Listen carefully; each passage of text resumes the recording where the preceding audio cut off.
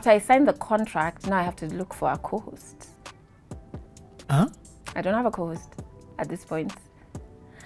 So we now start trying to pair me with people.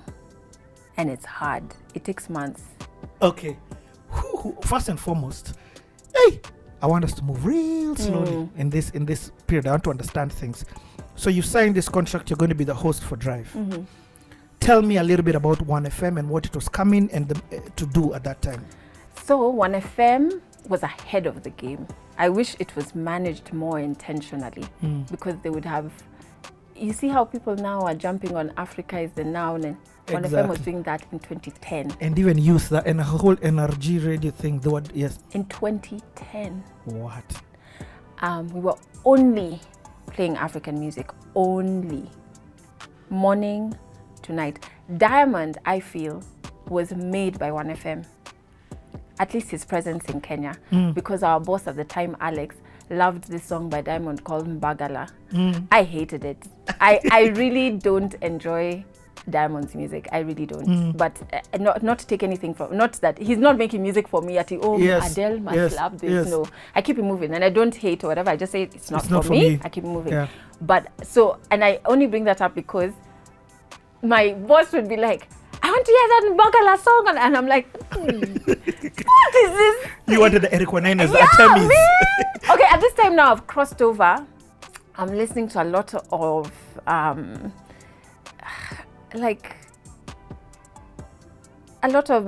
like pop African music. Okay. Now I've crossed over kidogo. Okay. The dreads even have become a mohawk. So I'm like, I'm not chanting down Babylon Sana only on Saturdays. Yeah. The rest of the week I'm like, gang.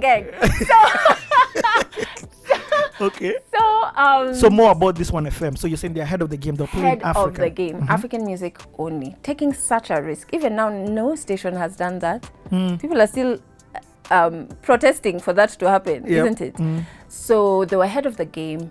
They had a bunch of young, motivated people. When I joined, we were like, Piera was there, Nick Mutuma. Who was doing a morning show? I'm trying to remember who was doing the morning show, but I can't remember. And if they watch this, they'll just be like, and it wasn't DNG? DNG came afterwards. Okay. And DNG started on the 7 p.m. show and then the breakfast show, if I'm not wrong. Okay. But he had stints on both. Yeah, he came. Marcus Olang? Marcus Olang also came after. Okay. Yeah. Who had also been performing and co-hosting open mics with me. Yes. Right. Yeah. So we now knew each other from that. In fact, he's the one who told me, I called him to tell him there's a job vacancy at 1FM. He should come and try. I didn't know I did that. I couldn't remember. I had him on my podcast and he told me, I was like, huh? Oh, I don't remember that call, but sawa, you know? Ooh. So they were doing, we had an energetic, young, vibrant group of people who were assured when we started. And I think Nick was heading events or marketing or something like that. I'm not too sure he started off being on air, but with time he then got a show on 2FM. So there was 1FM, then after a while they started 2FM. Who was the owner of 1FM? Alex Koskei. The politician. The MP now. Yeah. So he was the head of... He's the one who set it up. He's the one who set it up and funded it. Who was you are a presenter, so now is when you say you guys now start looking for a presenter to match you. To match me. Which is very crazy because they've made you, in an essence, the number one presenter on Drive. The person is coming in to complement with you. It's like... You're driving. They actually use the word, you're the driver of the show. Yeah. And the other person is the co-host. Caroline Mutoko would be an example of a driver. Exactly. And so it's hard because I out-talk everyone. At a point, I'm like, crap, I've been receiving this alone and thoroughly enjoying it.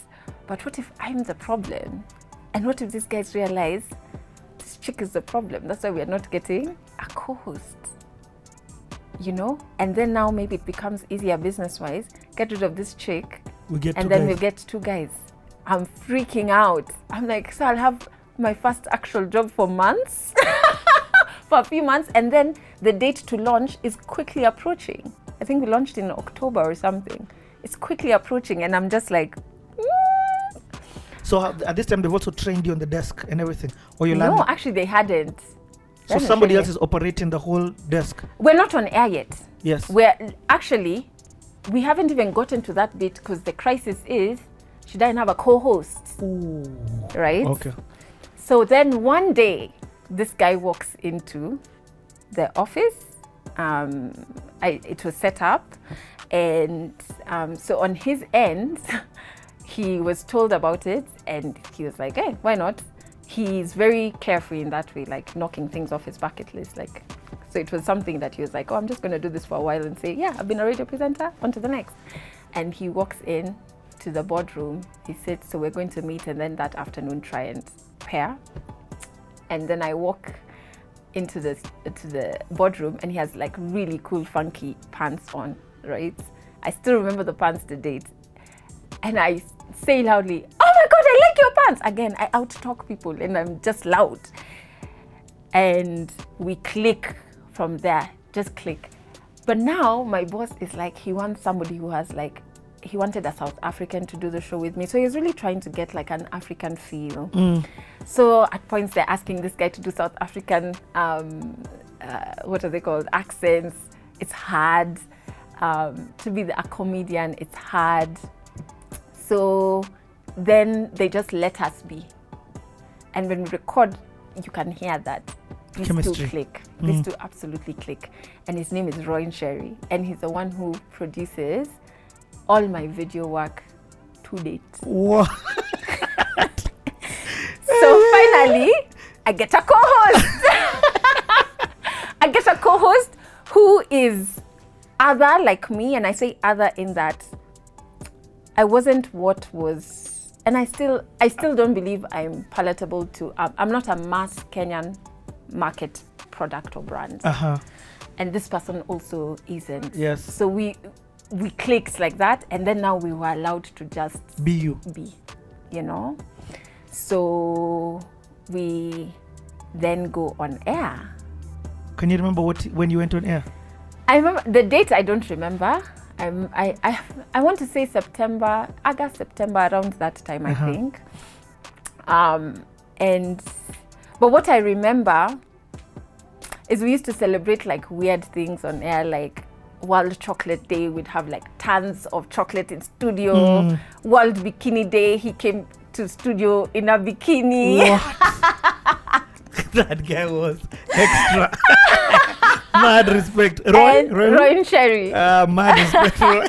And he's the one who, by the way, convinced us all about Octopizzo's On Top song. Whoa. Yes. He's the one. So just to show you what kind of an era this is, that was one of Octopizzo's first breakthrough. Jams, yeah. First breakthrough jams, actually. We were, and we were not trying to be shock value or having those conversations about relationships or whatever. We were just enjoying the music. We were enjoying a good time, trying to make sure that when people tune in, they forget whatever she does they have in their life. And he was the one running the desk. So now me, I'm chill. It's like USIU radio all over again. I'm just like, I don't have to do the technical things. What? Yeah. But did you learn the technical things? I had to learn by fire. Forced by fire. Yeah. Because he then didn't Roy, show up. No, he now was done with radio. Ooh. Right? See, he's like he's got his feel, and I think also, I mean, that's his story to share. But I think like the 1FM management was not. It's like they almost didn't understand what they had, both in personnel and in concepts. Even by the time I was being poached to KISS, I was still giving 1FM a chance. Like those ones of, if you just assure me that you have a plan, I swear I'll stay. Because you're doing this Africa thing that me, I'm really digging, you know? But I don't think they were interested in that. I think it was also very strange because there was a point where, and Alex, if you watch this, it's, yeah. But there's a point time for Ocampo. Alex's dad is Henry Koskei, who was in Ocampo's Bahasha. And so it was like news was, our news Was kind of like controlled. I get it. You know, I remember, and it's again Marcus Olang who reminded me, there's a time, and I don't know if Juliani remembers this, we had to kind of smuggle him into the studio. Because he had done Basha Ocampo. Basha Ocampo. And me, I didn't understand, because when you listen to Basha Ocampo, Yeah. it's not fully, it's very poetic. It is. It is looking at society, but it's talking about so many other things. And it was a dope song. Very. But we couldn't play it. We couldn't play it. So you are beginning to understand the agenda that music media can be used to manipulate minds and shape a narrative. Absolutely. And it was very uncomfortable, because before Roy left, it was a fun show. That's when I met Sauti Soul properly. That's when I was meeting Kina Wizkid when they came. Kina P Square, DJ Cleo when he was like big here. A lot of huge African stars Had to pass through 1FM. Yeah, it made sense. We're playing their music all the time. Let me ask, you guys, what you're doing, the only other people who I could think of were, from the top of me thinking, who are doing something of this kind of a caliber was maybe Ghetto Radio. Yeah. From a youth funded perspective and really going after the youth. Absolutely. Were you getting ads? I've always wondered.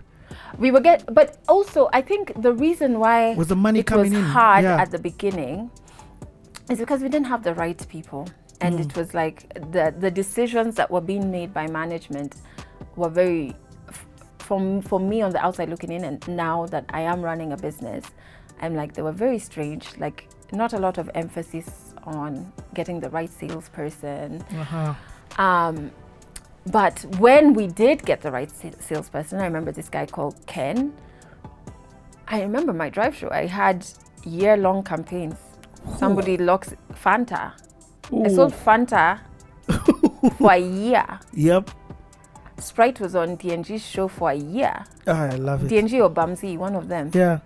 Bamzigi was also on 1FM. Yeah, he joined at a point. Hey, that must have been like... It was something. We were onto something. Yeah. We were onto something. But I think it was management decisions were very... I don't understand them. Yeah. I don't understand them. I don't know what was informing them. And then I also was like, do you not want to make money? So you come from money, but like, you don't make more? Yeah, but I think they could have made better decisions business-wise, and they lost a lot of people because of that. Okay. When I do my CTA, one of the things that I'm going to talk about that will probably shock people was the fact that I was offered a morning radio show. Oh, dope. When I went to get advice from somebody, one of the things that they told me that shocked me, they made me understand, was like, if you take this show, your life has to work around it. Oh, yeah. So for you now, explain the switch that happens in your life, because luckily at least it was drive, but still it affects. You can't take up a holiday and go. Oh, yeah. Like how did your life switch? You're doing school, you're doing all of these different things. At the time, I was a bit naive, so I didn't think my life had switched. I was just around celebs and music, so I loved it. You want me to be at the office at 1 o'clock for a 3 p.m. show, or 12 noon? Monday to Friday or Monday to Saturday? Monday to Friday. Okay. I'd be there. I'm in. This is fun. And then you're paying me. Why not? So it was, and then at the time, the music I was playing was the music I was listening to in my house, in my room. Either way. So it's an extension of my life, exactly. You know? So I really immersed myself into that. But I remember even once having a really bad, this was after Roy left, I had a really bad producer. And because the producer also left? Or Roy was your producer as well? No, Roy was my co-host. And we had a producer. I remember there's a nice guy from Homeboys who left Homeboys and came to 1FM. Was it Ace? No, I don't think it was Ace. Eric. I think it was Eric. Eric is dope. Eric was now the next producer who was really one-on-one with me now and he also produced me and Roy. Yeah. Before Roy left. Calm, caring. Yeah, a big guy, tall. Yes. Yeah. But there was once I had Ace who produced the show. He didn't last long, thankfully, because he was so nasty to me. I remember there was once he burst into the studio when the guest is there. And I think I was interviewing Kaz. The guest is there. And he's just throwing F words, like, what the F was that? What was that you were doing? This terrible, nini. I was in tears. So I went to the boardroom and I called my mom. And I was just like, imagine this guy said this, nini.